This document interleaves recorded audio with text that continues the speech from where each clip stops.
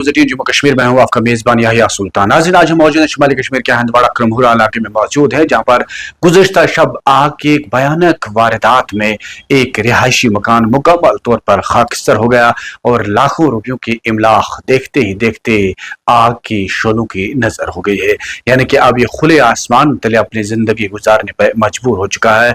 दूसरी तरफ से यहाँ पर गर्मी की शिद्दत है, लेकिन इनके पास कोई छत नहीं है। खुले आसमान तले अब ये अपने बच्चों के साथ जिंदगी गुजार रहे हैं।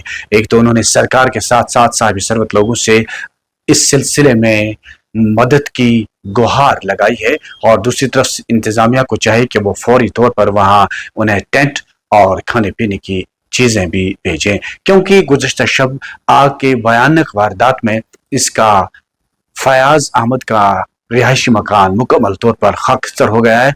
अब उसके पास कुछ नहीं बचा है। जो कुछ भी उसके पास था वो चंद मिनटों में राख के ढेर में तब्दील हो गया।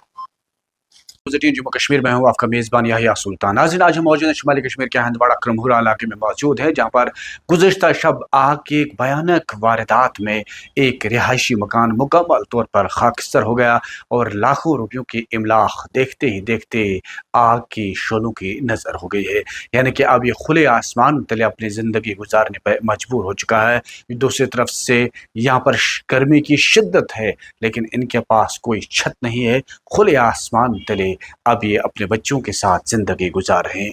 एक तो उन्होंने सरकार के साथ साथ साहिब सरवत लोगों से इस सिलसिले में मदद की गुहार लगाई है, और दूसरी तरफ इंतजामिया को चाहिए कि वो फौरी तौर पर वहां उन्हें टेंट और खाने पीने की चीजें भी भेजें, क्योंकि गुज़श्ता शब आग के भयानक वारदात में इसका फयाज अहमद का रिहायशी मकान मुकम्मल तौर पर खाकस्तर हो गया है। अब उसके पास कुछ नहीं बचा है। जो कुछ भी उसके पास था वो चंद मिनटों में राख के ढेर में तब्दील हो गया।